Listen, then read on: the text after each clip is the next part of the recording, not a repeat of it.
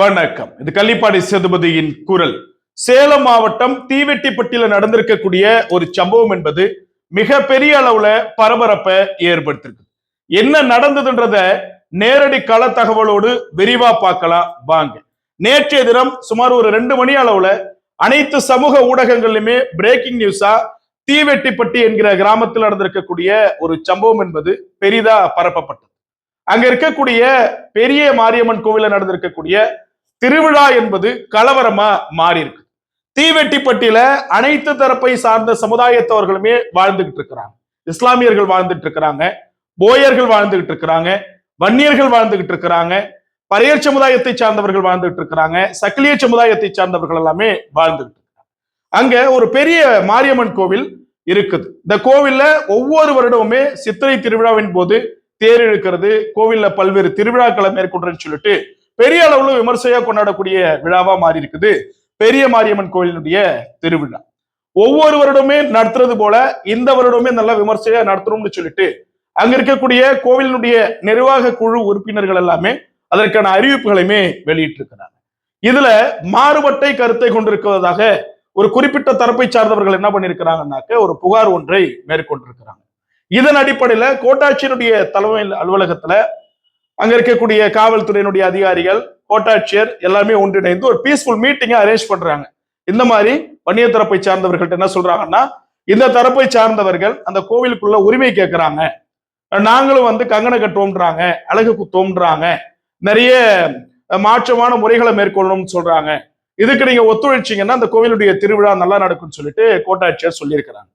அப்ப அங்க இருக்கக்கூடிய வன்னிய சமுதாயத்தை சார்ந்தவர்கள் என்ன சொல்றாங்க, சார் மற்றவை நீங்க சொல்றது எல்லாமே சரிதான், ஆனா அந்த கோவிலினுடைய பாரம்பரியம்னு ஒண்ணு இருக்குது, வழக்கமான நடைமுறைன்னு ஒண்ணு இருக்குது, நாங்க அதை கடைபிடிச்சாகணும். அதனால அந்த உரிமை அப்படிங்கிறத விட அதை ஒரு கலாச்சாரமாக ஒரு உணர்வாக நாங்க பாக்குறோம். மேலும் அவங்களுக்கு மற்றவை என்னென்ன தேவை எல்லாத்தையும் நம்ம நல்ல முறையில் செஞ்சலான்னு சொல்லிட்டு அந்த இடத்துல இருந்து என்ன பண்ணிருக்கிறாங்கன்னா, எங்களுக்கு ஒரு 2 நாள் அவகாசம் கொடுங்க, மற்றவங்கள்ட்ட நாங்க பேசுறோம், கலந்தாலோசனை பண்ணி பேசுறோம், நாங்க அதுக்கு தகுந்த மாதிரி உங்கள்கிட்ட எல்லாத்தையுமே சொல்றோம்னு சொல்லிட்டு கோட்டாட்சியர்ட்ட இருந்து விடைபெறுது வன்னிய சமுதாயம். அந்த இடத்திலேயே கோட்டாட்சியருடைய அலுவலகத்திலேயே மாற்று சமுதாயத்தை சார்ந்த ஒரு சில நபர்கள் என்ன பண்ணிருக்கிறாங்கன்னா, நீங்க நடத்துருவீங்களா, நீங்க தேரை இழுத்துருவீங்களா, பாத்துருவோம் நீங்களா நாங்களான்னு சொல்லிட்டு சொல்ல அந்த இடத்துல ஒரு சின்ன வாக்குவாதம் ஏற்பட்டதாக சொல்லப்படுகின்றது. இதனை அடுத்து கோவில்ல கங்கணம் கட்டக்கூடிய நிகழ்ச்சி என்பது நடைபெற்றிருக்கின்றது, விழா என்பது நடைபெற்றிருக்கின்றது. அப்ப ஒரு குறிப்பிட்ட சமுதாயத்தை சார்ந்த அனைவருமே நம்ம இந்த இடத்துல குறிப்பிட்டு சொல்ல முடியாது. சில நபர்கள் என்ன பண்ணிருக்கிறாங்கன்னா, அந்த கங்கணம் கட்டக்கூடிய நிகழ்வுல எனக்கு கட்டு, எனக்கு கட்டாம இங்க எவனும் கட்டக்கூடாது, நாங்க தான் இங்க எல்லாத்தையுமே பண்ணுவோம் அப்படின்னு சொல்லிட்டு சொல்லியிருக்கிறாங்க.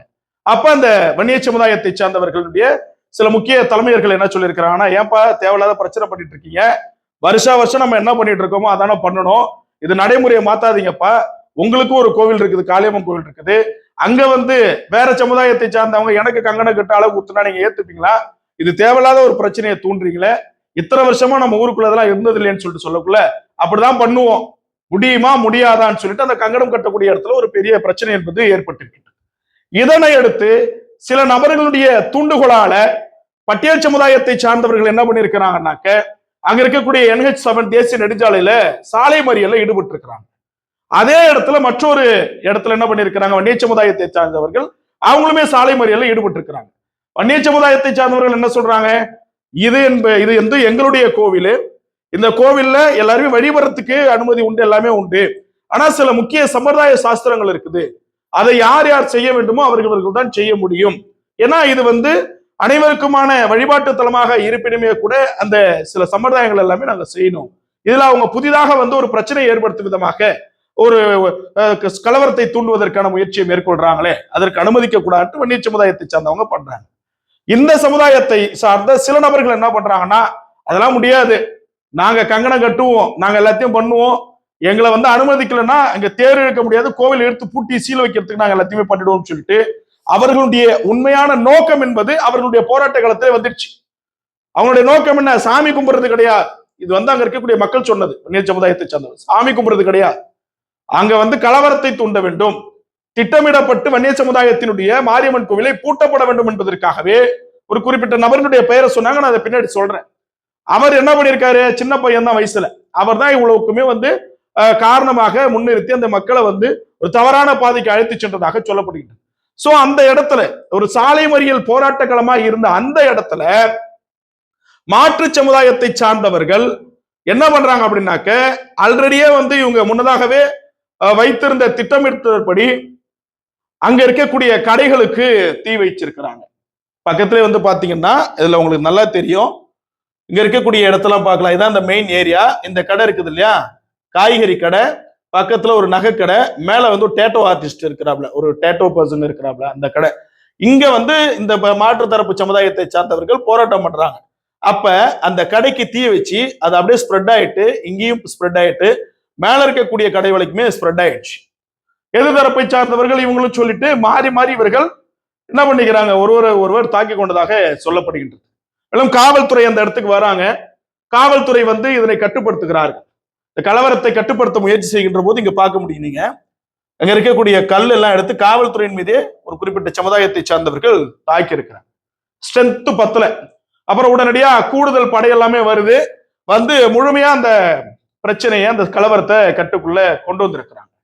இதனை எடுத்து பார்த்தோம் அப்படின்னாக்க, வன்னிய சமுதாயத்தை சார்ந்தவர்கள் ஒரு 10 பேர் மீதும், பட்டியல் சமுதாயத்தை சார்ந்தவர்கள் ஒரு 30 மீதும் வழக்கு பதிவு செய்ததாக சொல்லப்படுகின்றது.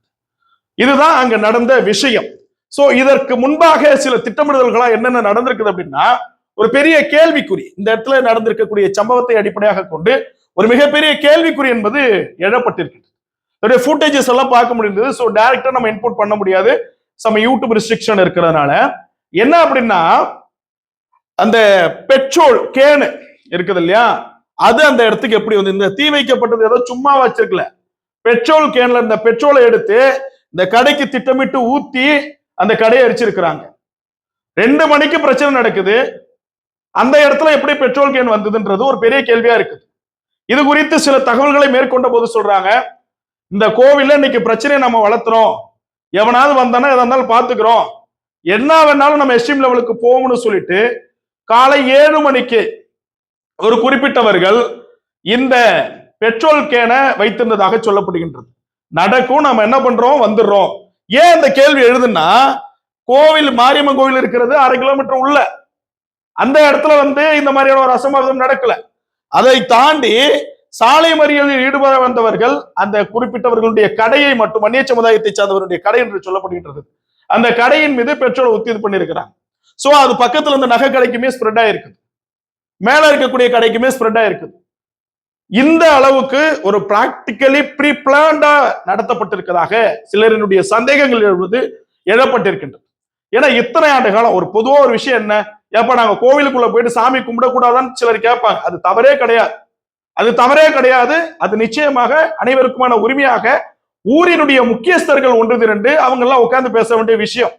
ஆனா இந்த விஷயத்துல ஈடுபட்டதுல யாரும் முக்கியஸ்தர்லாம் கிடையாது. இந்த சம்பவத்துல எல்லாம் ஒரு குறிப்பிட்ட வயதினை உடையவர்கள் தான், இல்ல அந்த அல்லிசில்னு சொல்லுவாங்க இல்லைங்களா, அந்த மாதிரி குறிப்பிட்ட வயதினுடையவர்கள் தான் இப்ப ஏற்பட்ட ஒரு கலவரத்தை ஏற்படுத்தியிருப்பதாக களத்தில் இருந்தவர்கள் சொல்லியிருக்கிறாங்க.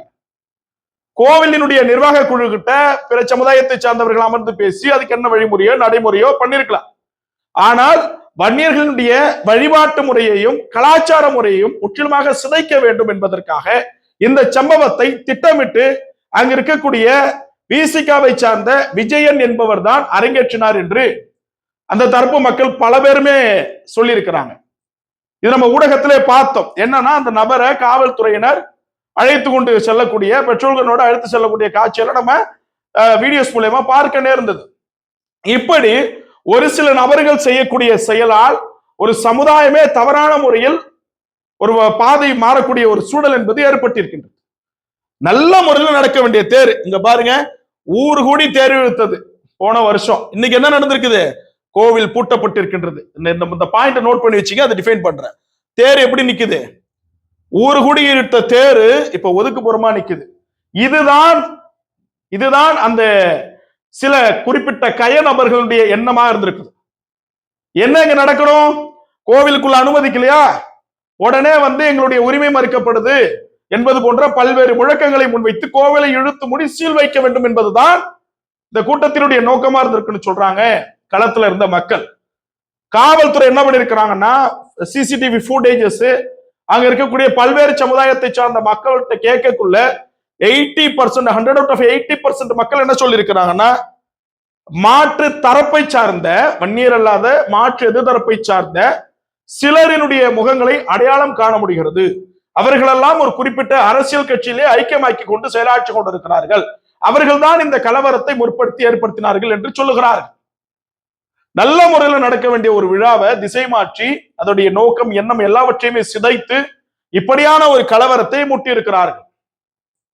இதுவரைக்கும் நம்ம கேட்டோம், வன்னிய சமுதாயத்திட்ட கேட்டோம், ஏங்க நீங்க ஏதாவது தவறு பண்ணீங்களா, இல்ல நீங்க வேணும்னே அவங்களை ஏதாவது அனுமதிக்கலையா, இதுக்கு முன்னாடி உங்களுக்குள்ள ஏதாவது பிரச்சனை நடந்திருக்குதானா? எதுவுமே கிடையாது, எதுவுமே கிடையாது.